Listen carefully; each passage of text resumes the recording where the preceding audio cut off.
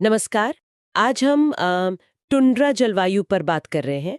हमारे पास ये टुंड्रा जलवायु पीडीएफ दस्तावेज है, तो देखते हैं इसमें क्या खास बातें हैं। जी। मकसद है इस बहुत ही ठंडे मतलब पेड़ पौधों रहित लैंडस्केप की मुख्य बातें समझना, इसका फैलाव, इसका महत्व, ये सब। और स्रोत में एक बात जो एकदम से ध्यान खींचती है कि यहाँ जमीन हमेशा जमी रहती है। हाँ, पर्माफ्रॉस्ट, बिल्कुल। ये सिर्फ जमीन का जमना नहीं है, असल में ये पूरे लैंडस्केप को आप कह सकते हैं आकार देता है। पानी कैसे बहेगा, पौधों की जड़ें कहाँ तक जाएंगी, सब कुछ।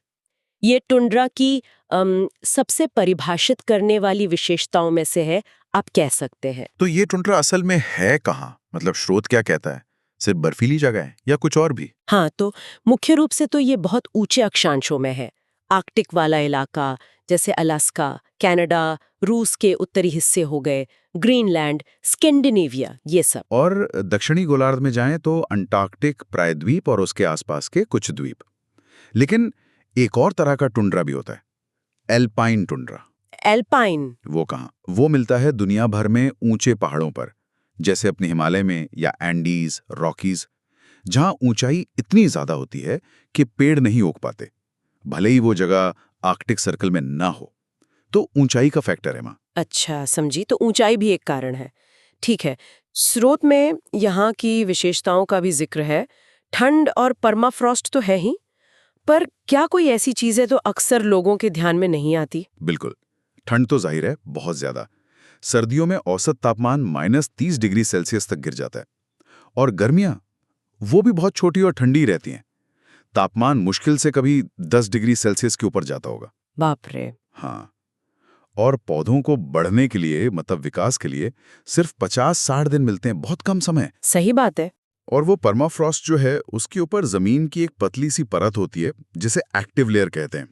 बस वही गर्मियों में थोड़ी पिघलती है, और असल में जीवन की ज्यादातर हलचल उसी परत में होती है। अच्छा। बारिश भी बहुत कम, साल में 250 मिलीमीटर से भी कम, और वो भी ज्यादातर बर्फ के रूप में। और हाँ, पेड़ों की कमी, ये एक बड़ी पहचान है। परमाफ्रॉस्ट, तेज हवाएं, छोटा ग्रोइंग सीजन, ये सब पेड़ों को टिकने नहीं देते। तो फिर उगता क्या है वहां? मुख्य रूप से काई, लाइकेन, कुछ घासें और छोटी बौनी झाड़ियां, बस यही।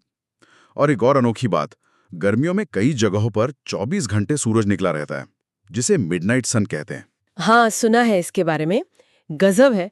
लेकिन इतनी मुश्किल मतलब अविश्वसनीय रूप से कठिन परिस्थितियों में भी स्रोत बताता है कि जीवन है। आर्कटिक लोमड़ी, कैरेबू, ध्रुवीय भालू, इनके जो अनुकूलन है स्रोत में, उनके बारे में क्या खास बताया गया है? हाँ, स्रोत कुछ बहुत ही दिलचस्प अनुकूलनों पर रोशनी डालता है। जैसे आर्कटिक लोमड़ी को लें, उसका फर मौसम के हिसाब से रंग बदलता है। गर्मियों में भूरा सा, सर्दियों में एकदम बर्फ जैसा सफेद, ताकि शिकारियों से बच सके और शिकार भी कर सकें। कमाल है। या फिर कैरीबू के खुर, वो खास तौर पे बने होते हैं बर्फ में चलने के लिए, और खाना ढूंढने के लिए बर्फ खोदने में भी मदद करते हैं। और ज्यादातर जानवरों में मोटी चर्बी की परत होती है, या फिर बहुत घने फर होते हैं, जो उन्हें उस जमा देने वाली ठंड से बचाते हैं। इन्हीं अनुकूलनों की वजह से वहां जीवन संभव हो पाता है असल में। ये तो सच में अद्भुत है कि जीवन कैसे कैसे रास्ते निकाल लेता है। लेकिन क्या ये अनुकूलन बदलते पर्यावरण के सामने टिक पाएंगे? यहाँ की नाजुकता का जिक्र भी जरूरी लगता है ना? आपने एकदम सही मुद्दा उठाया। ये अनुकूलन जरूरी तो हैं, पर टुंड्रा का जो पूरा इकोसिस्टम है वो बहुत नाजुक है, बहुत संवेदनशील। मिट्टी में पोषक तत्व वैसे ही कम हैं, पौधों की बढ़त बहुत धीमी है, मौसम चरम पर है, तो किसी भी बदलाव का असर यहाँ बहुत जल्दी और गहरा होता है, खासकर ग्लोबल वार्मिंग का। और स्रोत इस इकोसिस्टम के महत्व पर भी जोर देता है, खासकर कार्बन स्टोरेज के मामले में। क्या ये सच है कि पर्माफ्रॉस्ट एक बहुत बड़ा कार्बन सिंक है? हाँ, और ये बहुत ही महत्वपूर्ण बात है। पर्माफ्रॉस्ट में असल में भारी मात्रा में कार्बन जमा है। हजारों सालों से जो पौधे और दूसरे जैविक पदार्थ वहां मरे, वो ठंडे तापमान की वजह से पूरी तरह सड़ नहीं पाए, और उसी जमी हुई मिट्टी में कैद हो गए। ओह। अब चिंता की बात यह है कि अगर तापमान बढ़ने से यह पर्माफ्रॉस्ट पिघलता है, जो कि हो रहा है, तो ये जमा हुआ कार्बन वायुमंडल में रिलीज हो सकता है, मीथेन और कार्बन डाइऑक्साइड जैसी ग्रीनहाउस गैसों के रूप में। और ये गैसें खुद ग्लोबल वार्मिंग को और तेज करेंगी। एक तरह का खतरनाक फीडबैक लूप बन सकता है। ये तो वाकई चिंता की बात है। बिल्कुल। इसके अलावा टुंड्रा पानी की रेगुलेशन में भी भूमिका निभाता है। वहां अनोखी बायोडाइवर्सिटी है, जो कहीं और नहीं मिलती, और कई स्वदेशी समुदाय हैं जिनकी जिंदगी और संस्कृति इन्हीं संसाधनों पर निर्भर करती है। तो इसकी संवेदनशीलता इसे क्लाइमेट चेंज का एक बहुत अहम इंडिकेटर भी बनाती है। तो अगर हम इस दस्तावेज की मुख्य बातों को समेटें, तो टुंड्रा एक चरम जलवायु वाला क्षेत्र है। इसकी पहचान है पर्माफ्रॉस्ट, यानी स्थायी रूप से जमी हुई जमीन, कम लेकिन अनोखी वनस्पति और खास तौर पर अनुकूलित जीव जंतु।